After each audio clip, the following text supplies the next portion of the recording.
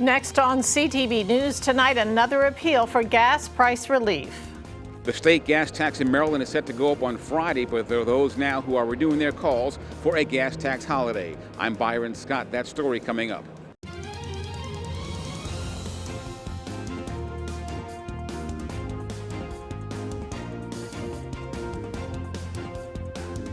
Good evening. I'm Patricia Vallone with a CTV News update.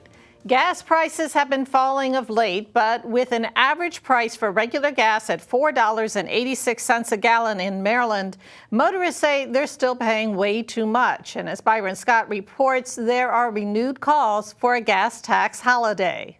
They gathered at a gas station on the 3500 block of East-West Highway in Hyattsville today. High above their heads, a sign of the times: high gas prices. And right now, Maryland households and Maryland small businesses are being hammered. On the ground, renewed calls today for action on the gas tax. We have a solution to the possible severe recession.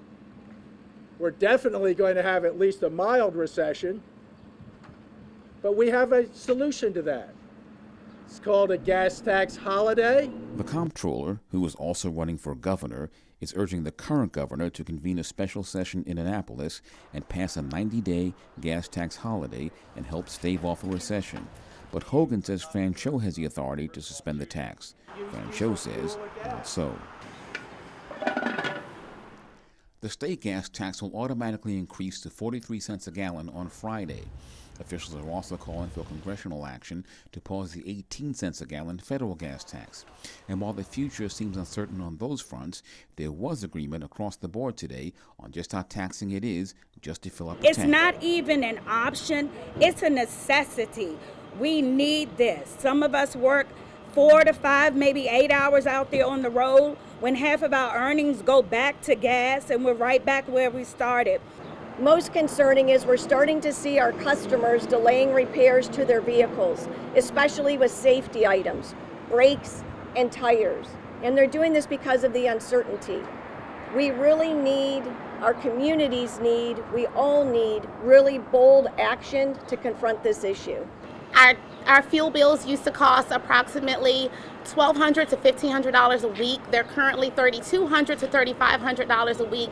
It's kind of tough to balance maintaining competitive prices along with staying in business, of course.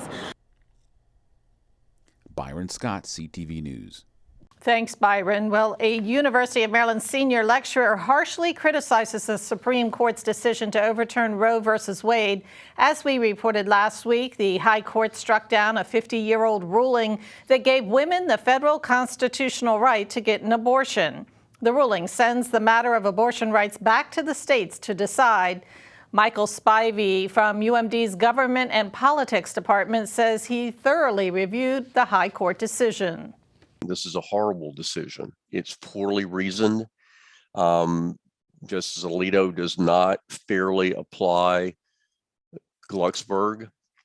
He ignores key parts of that case. That case, for example, said that the test in Glucksberg is not relevant in cases of contraceptives and abortion. And yet he just elides over that and applies the test too. His application of the test is really poor. His history is bad.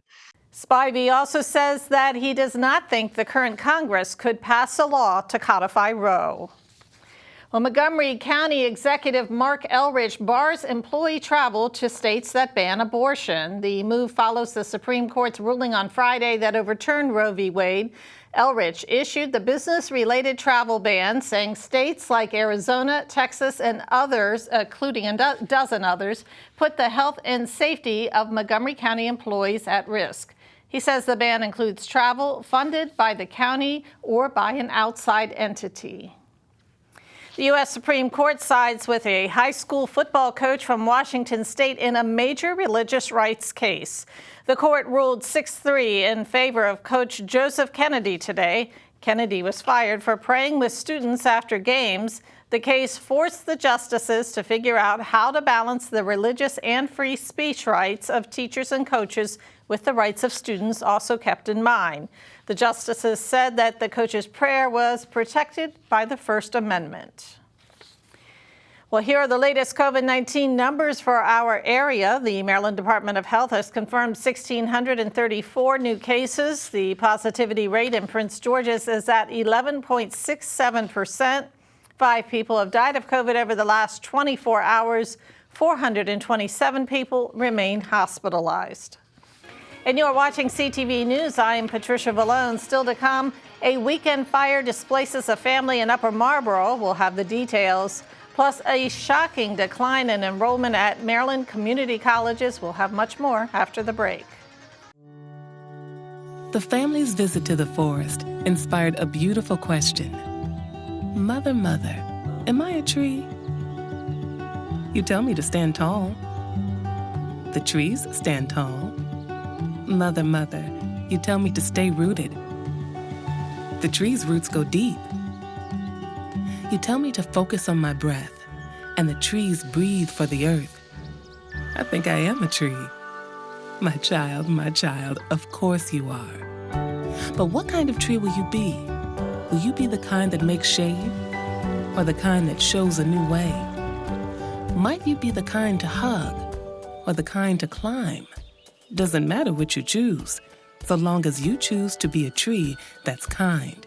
The child had a few more questions after that, and the forest had plenty of answers. Make the forest part of your story at a park near you. Find one at discovertheforest.org. Welcome back. A blaze rips through a home in Upper Marlboro over the weekend. Firefighters were called to this home at the 12,400 block of Kayak Drive yesterday afternoon. When crews arrived, they found fire and smoke billowing from the house. The damage was major, but thankfully no one was hurt. No word yet on what caused that fire. A motorist allegedly driving under the influence crashes into a Seat Pleasant cruiser, injuring a police officer. It happened on Central Avenue yesterday morning as the officer responded to a separate crash. The officer was hospitalized briefly. A woman was arrested at the scene. She is facing multiple charges, including driving under the influence. Well, you may think that with tremendous shortages in many health fields, more students would be studying for those careers. But the opposite is happening at local community colleges across the nation. Many schools are struggling to boost enrollment, including here in the D.C. region. We may be coming out of the pandemic, but we're at the beginnings of a much larger problem, and that is having an educated workforce. Brad Phillips with the Maryland Association of Community Colleges says enrollment has dropped at higher education institutions across the board, but community colleges have been hit particularly hard. According to WTOP, in Maryland, Montgomery College enrollment is down 19% from fall 2019 to fall 2021. Prince George's has been hit the hardest with a 33% drop in new students. Colleges are creating incentives to get students back, including interactive live streaming, as well as assistance with transportation and tech needs.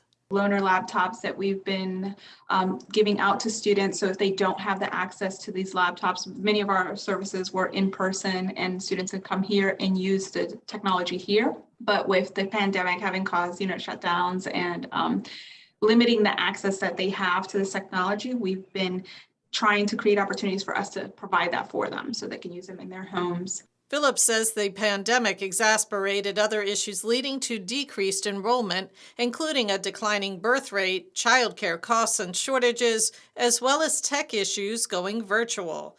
He's concerned that these decreasing numbers could lead to more vacancies in critical workforce shortage areas like teaching, cybersecurity, and nursing. There's 25% vacancy rate for nurses across the state. We're not producing enough nurses already, and with fewer people enrolling into higher education, to get those degrees needed for those jobs that require those skills to be taught, we're just going to continue to go the wrong direction. Phillips says by the end of the summer, local colleges should have a better idea of whether students plan to return in the fall or if the pandemic has created a lost generation that didn't go to college. Phillips says he hopes the state of Maryland makes enrollment at community colleges a priority for the future.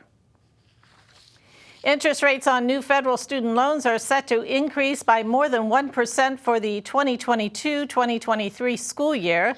This is the second straight year of increases, which are recalculated every May for the upcoming year. Interest rates are fixed for the life of the loan. The move comes as soaring inflation hits just about every other part of life. The higher rates also come as calls to cancel federal student debt increase. Since the start of the pandemic, there have been 6 student loan payment pauses. The current pause is scheduled to end on August 31st. Heart to Hand, a community-based public health organization, continues to offer free STI and STD testing.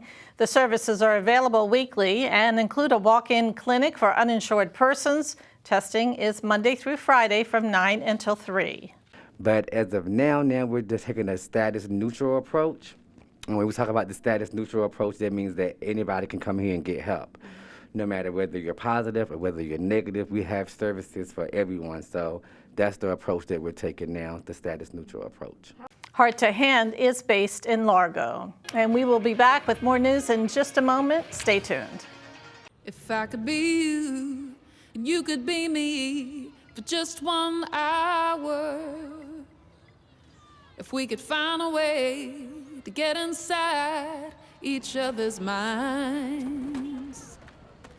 If you could see you through my eyes instead of your ego, I believe you'd be surprised to see that you've been blind.